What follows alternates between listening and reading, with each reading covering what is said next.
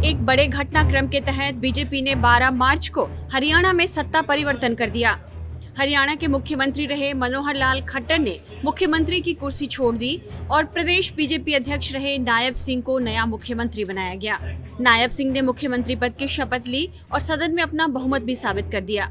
मुख्यमंत्री पद छोड़ने के बाद पूर्व सीएम मनोहर लाल ने विधानसभा की सदस्यता से इस्तीफा दे दिया है। खट्टर करनाल विधानसभा सीट से विधायक थे। उन्होंने घोषणा की है कि अब इस सीट पर होने वाले उपचुनाव को मुख्यमंत्री नायब सैनी लड़ेंगे। विधानसभा में अपना भाषण देते हुए मनोहर लाल ने इसकी घोषणा की है।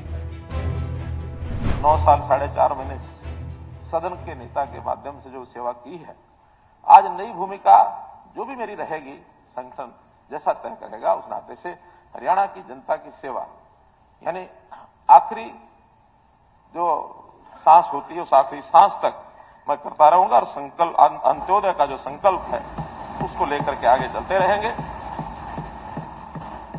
पद का परिवर्तन जीवन का एक हिस्सा है। बिना परिवर्तन की जीवन लगातार चलता नहीं रहता है। तो परिवर्तन तो बहुत समय होते हैं, कोई किसी रूप में होता है, कोई किसी रूप में होता है। कभी जीवन में चलते हुए मोड़ आते हैं, यानी मोड़ आ जाए तो मुड़ना पड़ता है। इसे रास्ता बदलना नहीं कहते हैं। मोड़ आता मुड़ना पड़ता, तो इसलिए अगर कोई अच्छाई के लिए कोई काम किया जाता है उसको कभी भी किसी और दृष्टि से नहीं देखना चाहिए। तो हम तो हमेशा हम होंगे, हम ना होंगे, कोई हमसा होगा, वो हमारे नायब सैनी जैसा होगा। आखिर तो इस सदन के नेता के नाते से हमने मिलकर काम करना है। मैं इतनी बात कहूंगा कि आज से पहले भी हमारे इस कार्यकाल में 3 उपचुनाव हुए।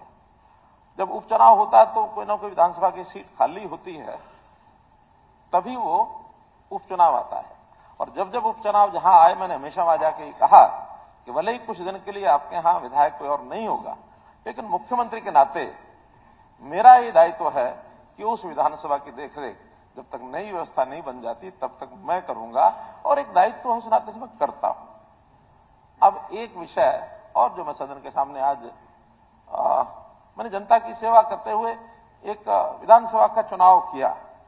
करनाल के लोगों ने मुझे भारी मतों से पहली बार भी और दूसरी बार भी चुनाव के भेजा। दायित्व के नाते जो मेरा काम था विधायक के नाते, वो मैंने वहां किया। ठीक है, पूरे हरियाणा का एक समान विकास होने के नाते ही किया। कभी मैंने अलग से तरजीह बहुत नहीं दी है, उन्होंने पहले घोषणा भी की थी। अब आगे भी, आज तो मैं इस समय मुख्यमंत्री नहीं हूं, वहां का विधायक जरूर हूं, लेकिन चूंकि काम को और सुचारू ढंग से बढ़ाना है, अभी हमारे मुख्यमंत्री जी, क्योंकि अभी ये तो चुनाव नहीं लड़े हैं, अब चुनाव नहीं लड़े हैं तो इनको भी किसी प्रदेश की किसी जगह की सेवा करने का मौका मिले, तो मैं इस सदन के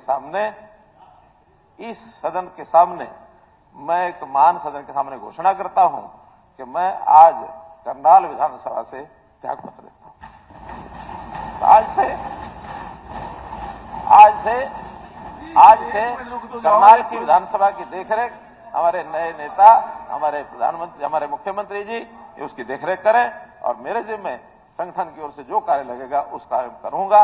आपका बहुत बहुत धन्यवाद, बहुत बहुत आभार।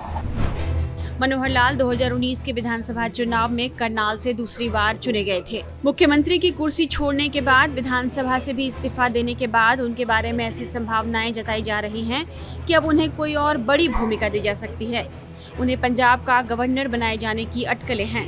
पंजाब के राज्यपाल बनवारी लाल पुरोहित ने पिछले दिनों इस्तीफा दे दिया था। हालांकि उनका इस्तीफा अभी तक स्वीकार नहीं हुआ है, इसलिए माना जा रहा है कि मनोहर लाल गवर्नर के रूप में पंजाब भेजे जा सकते हैं। साथ ही चर्चा यह भी है कि वे लोकसभा चुनाव भी लड़ सकते हैं।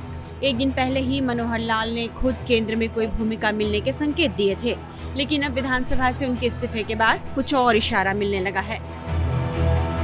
टाइम्स नाउ नवभारत डिजिटल की रिपोर्ट।